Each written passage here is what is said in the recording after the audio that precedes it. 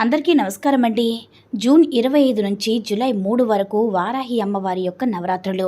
శక్తివంతమైన అమ్మవారి పూజ ఏ విధంగా చేసుకోవాలనే విషయాలు ఇప్పుడు మనం ఈ వీడియోలో తెలుసుకుందాం. అంతకన్నా ముందు ఈ వీడియోని లైక్ చేసి ఓం శ్రీ మాత్రే నమః అని కామెంట్ చేయండి. వారాహి అమ్మవారిని పూజిస్తే ఎలాంటి కష్టమైనా తొలగిపోతుందని భక్తుల నమ్మకం. వారాహి దేవతకు పూజ ఎలా చేయాలి, వారాహి అమ్మవారికి పూజ చేస్తే ఎలాంటి ఫలితం దక్కుతుందో ఇప్పుడు మనం ఈ వీడియోలో వివరంగా కూడా తెలుసుకుందాం. ఆషాఢ మాసంలో పాడ్యమి నుంచి కూడా నవమి వరకు 9 రోజుల పాటు వారాహి నవరాత్రులు జరుపుకుంటారు. ఈ వారాహి నవరాత్రులు చాలా శక్తివంతమైనవి. వారాహి అమ్మవారు చాలా మహిమగల అమ్మవారు. ఇంతటి శక్తివంతమైన అమ్మవారిని ఈ నవరాత్రుల్లో పూజిస్తే మీ ఇంటికి రాజయోగం వరిస్తుంది. లలితాదేవి నుంచి వారాహిదేవి ఉద్భవించింది. కష్టాల్లో ఉన్నవారు, భూ సంబంధిత తగాదాలు ఉన్నవారు, కోర్టు కేసులో చిక్కుకున్నవారు, ఇల్లు కట్టుకోవాలనుకున్నవారు, మంచి ఆరోగ్యం కావాలి అనుకున్నవారు, ఇంట్లో డబ్బు సమస్యలు ఉన్నవారు, ఇలా మీకు ఎటువంటి సమస్యలున్నా సరే శక్తివంతమైన వారాహి అమ్మను పూజిస్తే మీ యొక్క సమస్యలన్నీ తీరిపోతాయి. ఈ వారాహి నవరాత్రులు మొత్తం 9 రోజులు ఉంటాయి. ఈ 9 రోజుల్లో ఏదైనా ఒక రోజు ఈ వీడియోలో చెప్పే విధంగా ఇంట్లో పూజ చేసి చూడండి. ఒక్కరోజైనా అమ్మవారి పూజ చేసుకోండి. మీ ఇంట్లో వారాహి పూజ చేసుకోవాలనుకుంటే తలస్నానం చేసి ఇల్లంతా శుభ్రం చేసుకోవాలి. మీ ఇల్లంతా శుభ్రపరుచుకున్నాక ఇంట్లో పసుపు నీళ్ళు చల్లుకోవాలి. మీ ఇంటి గడపలకు తప్పకుండా పసుపు రాసి కుంకుమ బొట్లు పెట్టుకోవాలి. అలాగే ఇంటి గుమ్మం ముందు ఖచ్చితంగా ముగ్గులు వేసుకోవాలి. కలకల్లాడుతూ ఉన్న ఆ ముగ్గులను చూసి అమ్మవారు మీ ఇంట్లో స్థిర నివాసం ఉంటుంది. తర్వాత పూజ గదిని కూడా శుభ్రం చేసుకుని దేవుడు పటాలకు పసుపు కుంకుమలు పెట్టి పూలతో అలంకరించుకోవాలి. వారాహి అమ్మవారు పూజలో ఖచ్చితంగా ఎర్రని పుష్పాలు ఉండాలి. వారాహి అమ్మవారికి ఎరుపు రంగు అంటే చాలా ఇష్టం కాబట్టి మీరు పూజ చేసేటప్పుడు ఎరుపు రంగు పువ్వులను అమ్మవారికి సమర్పించండి. అమ్మవారిని పూలతో అలంకరించిన తర్వాత అమ్మవారికి తాంబూలం సమర్పించి పూజ ప్రారంభించండి.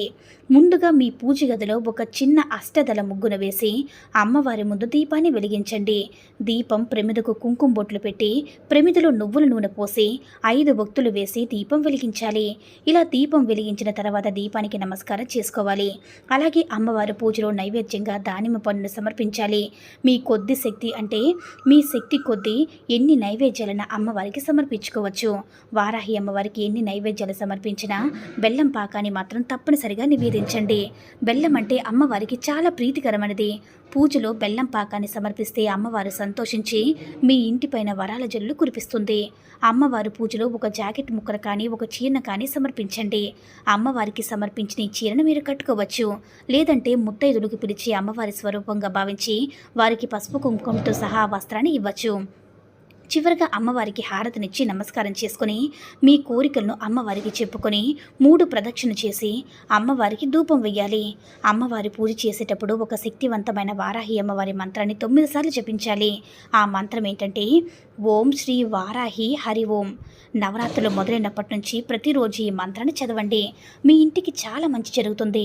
అలాగే ఎన్ని పూజలు చేసినా పరిహారాలు చేసినా మీ కోరిక తీరడం లేదని అనుకునేవారు ఇంట్లో పూజ చేసుకునేటప్పుడు ఈ అమ్మవారి బీజ మంత్రాన్ని జపించి చూడండి.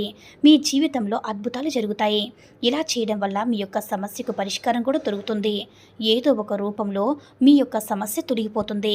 అమ్మవారికి పూజ చేసేటప్పుడు మీ పూజ గదిలో ఖచ్చితంగా రాగి చెంబును కానీ ఇత్తడి చెంబును కానీ పెట్టుకోవాలి. ఒక రాగి చెంబును పసుపు రాసి కుంకుమ బొట్లు పెట్టుకొని దాని నిండుగా నీళ్లు పోసి మీ పూజ గదిలో ఉంచండి. నవరాత్రులు అయ్యేంత వరకు ఈ 9 రోజులు రాగి చెంబులో ఉన్న నీటిని మారుస్తూ ఉండాలి.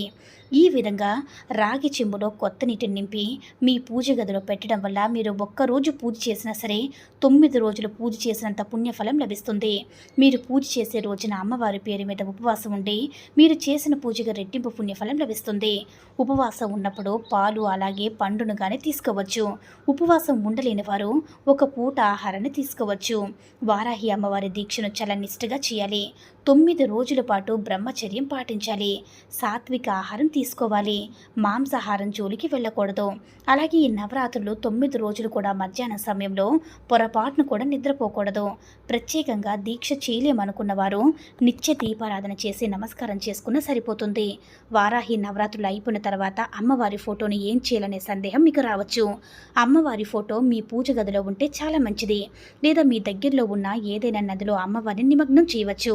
ఈ విధంగా వారాహి అమ్మవారిని పూజిస్తే ఎలాంటి కష్టమైనా సరే అది ఖచ్చితంగా తొలగిపోతుందని భక్తుల నమ్మకం. పూర్వం హిరణ్యాక్షుడు అనే రాక్షసును సంహరించిన విష్ణు అవతారమే వారాహిమూర్తి. ఆ వారాహిమూర్తికి ఉన్న స్త్రీతత్వాన్ని వారాహి అమ్మవారు అంటారు. ఈ వీడియో కనుక మీకు నచ్చినట్లయితే లైక్ చేసి మీ ఫ్రెండ్స్కి షేర్ చేయండి. అలాగే మన ఛానల్ని సబ్స్క్రైబ్ చేసుకుని మాకు మరింతగా సపోర్ట్ చేయండి. ధన్యవాదములు.